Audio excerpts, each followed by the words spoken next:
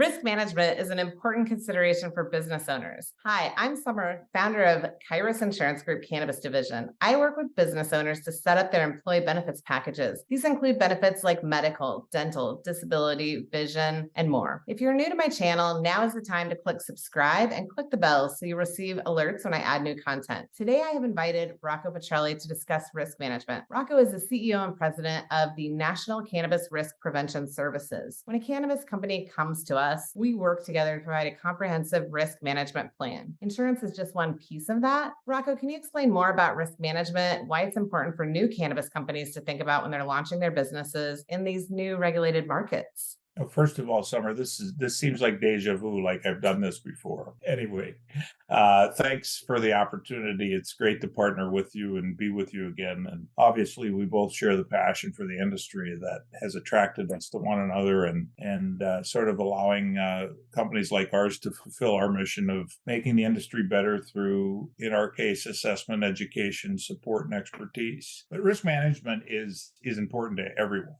What makes it particularly important to cannabis is just because of the emerging nature and characteristics of the market.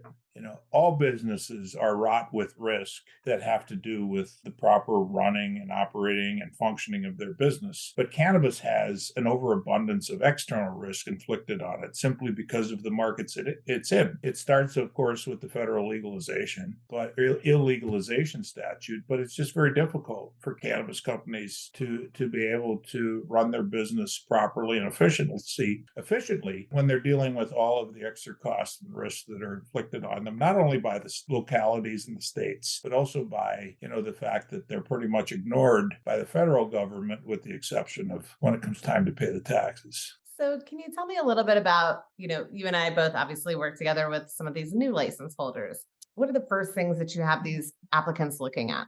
Oh, we do, again, let me tell you a little bit about our process. We really started our existence about 5 years ago with the launch of the NCRMA, which most people will recognize as the National Cannabis Risk Management Association. And our original intent with the NCRMA was to put together a disruptively innovative risk management platform to do exactly what I just explained, right? Not only attack the internal risks that a cannabis business operator faces, but also educate them and help them to attack and mitigate some of this external risk. And we did that primarily through education. We've created a very capable academy called the National Cannabis Risk Management Academy, and that offers 7 different curricula and now over 37 courses that deal specifically with the areas of risk in a cannabis business. And we combine that expertise with the expertise of our own internal staff, which continues to grow on a steady basis, and also our list of service partners, of which you're one, that we work with and make available to the users and members of the NCRMA and NCRPS to make sure that the proper level of advice and expertise is available to them. We did some reorganization at the end of 2021, and that resulted in the formation of NCRPS, which is National Cannabis Risk Prevention Services, and now the association, which is still alive, is a wholly owned subsidiary of that. So it takes the education and expertise and manages the membership, and it makes it available for our risk mitigation process, which starts with assessment. We have a very capable assessment tool. It's a SaaS-based assessment tool that actually individually scores over 400 different areas of risk in a cannabis vertical. Obviously, if you're managing that business, you don't want to deal with 400 individual sources of risk. So we aggregate those into different channels of risk. But what the score does is back to something that I've subscribed to since I came out of engineering school back in the early 80s and went into the manufacturing industry. It's really what gets measured gets done. And what this risk score it's pretty much like a credit score, right? It's a quantitative basis of which to measure improvement. So we will risk score and aggregate the scores in those 400 different areas. And then based on comparison to what we are developing as a standard, we put together a custom syllabus of education and consultation that's necessary for the particular client to improve their risk and to mitigate the risk that we've identified as being critical, severe, whatever the case may be. On top of that, then, because assessment without corrective action is sort of an empty shell, then we immediately turn to the academy and the service partners that I just talked about. So we put together that customized syllabus of education and consultation. It provides the academy courses, it provides the service partner direction, and then what we do is we can go all the way to the point where we have individual risk managers that are located strategically, geographically around the country that can go in and work with these cannabis companies, not only to help them learn the techniques that are necessary to mitigate the risk, but also to help them implement them and execute them. We're big on execution.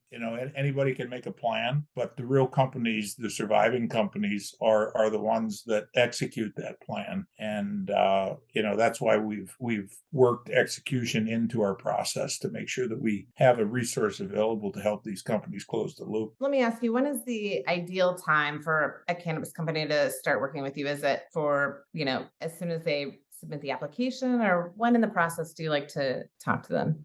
When we originally got involved, we worked primarily, of course, with existing businesses because there was something tangible there that we could assess. And the relationships with those existing businesses were very important in helping us, determine the criticality of our assessment, the level of assessment, and most importantly, what kind of education was most effective in helping these companies mitigate the risk. But then we found that, and it's back to, my background as an engineer. We used to say that when 60% of the value of a component is normally left on the design table, right? And what we meant by that is that you have a wonderful opportunity before you invest all of this time and money into buildings and capital equipment and so forth to make that particular component manufacturable. And we do the same thing now for cannabis companies. Again, we have a pre-operations assessment that allows us to use the same platform. But we'll go into a cannabis business somewhere between, submission or even before submission of application, because some of our clients actually take our scorecard and our recommended actions and submit them as part of their application to the point of licensing. And what we'll do there is, instead of doing an assessment on an existing business, we'll do an assessment on the plans around that business. And it's just a wonderful opportunity for us to get in and smoke out some of the demons and take out some of the costs before they become entrenched and bolted to the ground or cemented in with brick and mortar at that point when they become much more expensive to deal with. Okay, so you really ideally now in these new markets, you like to work with a client who's maybe somewhere between submitting the application, but maybe not yet at approval, or even potentially before they've submitted the application. Yeah, they find our presence helpful in the development of the application. We're not in the business where there's many businesses out there that have been formed around working with people to put their application together and submit it. We're not particularly in that business, but certainly we can bring opportunity and credibility to the application. But the big thing, again, it's all about cost, and you and I have talked about it. Cannabis has learned that in 2022 particularly, that profitability does not come from the revenue line. Right. There's no price increases. Profitability then has to come from the cost line. And what risk management is, it's more than a process. It's a discipline. And it's a discipline that breeds accountability, and it breeds measurement, and it breeds rinse and repeat type of reproducibility. And those are all the techniques you need to be able to identify excessive costs, to be able to pull them out of your business, and to be able to maintain them. So there's really no bad time, whether you're a brand new business or whether you're an existing business, to latch a hold of a discipline as effective as risk management and use it to help you streamline your costs and create a level of profitability that, frankly, cannabis desperately needs right now. Yeah, you and I have, discussed this obviously privately, but, I see this on the health insurance side. It's, health insurance is one of the most expensive costs for a business. And, it is one of the most obviously important pieces of attracting and retaining talent. And we'll go over the turnover rates in a moment. But, sometimes I go in and these companies have purchased their insurance through a payroll company and, they may only have 50 employees, but they're spending an extra $7,000 or $10,000 a month. I mean, that's a lot of money for, as you pointed out, a time when prices are down, when profitability is low. These costs are really important. And oftentimes we're working with owners who haven't owned businesses in the past. I'd say the single most important component of disciplined risk management, or as I like to call it, effective risk management, is the culture and discipline it creates to create a company that is dedicated to formal continuous improvement and uses a process like formal continuous improvement to continually drive cost out of their organization. So when you talk about working with the established markets, when you sort of first entered this market, I assume you're talking about like Colorado, California. What was the, let's say, number one problem that you saw or the most risk?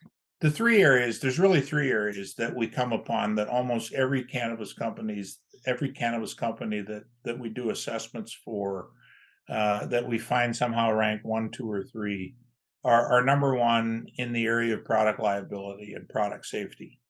It's not being taken seriously enough. And I'm not saying that companies are out there intentionally pushing bad product out the door. But what I am saying is you don't know what you don't know. And there's a very high level of expertise. We've gone into companies that have, we have an expert risk manager on the microbial risk side on our staff. His name is Andrew Hatch. He's our director of product safety. He's gone in and worked with people that have been in the cultivation business all their lives, but they don't understand the causes and then the influence of different types of microbial contamination. And that's a twofold risk. Number one, if you're caught in a recall and heaven forbid you put some bad product in the marketplace that does impact somebody's health, it's a long road to recovery, if indeed there is any. Number two is that in terms of what we'll call this external risk, right, that we talked about earlier, the plaintiff attorneys are the sharks in the shallows, and they're just waiting to attack like a school of sharks some of the product liability exposure that we know eventually is going to happen in the cannabis market. So that's number one. Number two is in the area of occupational health and safety. Of course, important to every business, but particularly important to cannabis because of the nature of a couple of the jobs, primarily the trimming job. Trimming is the number one turnover position in any U.S. industry. I think it was at like 73% or something now. I was going to say 75, but yeah. What that means, folks, is you're losing 3 out of 4. Right. And not only are you losing 3 out of 4, just think of the impact that has on your cost. Not only, your cost of having to replace those people or lost production or whatever the case may be, but also the workers' comp side of the equation, right? Because those injuries take a long time to treat and a long time to heal. And that rolls right into the third risk that we find. And it's not only a cannabis risk, but it's a U.S. market risk, if not a global market risk. And that's this whole concept of talent and talent optimization.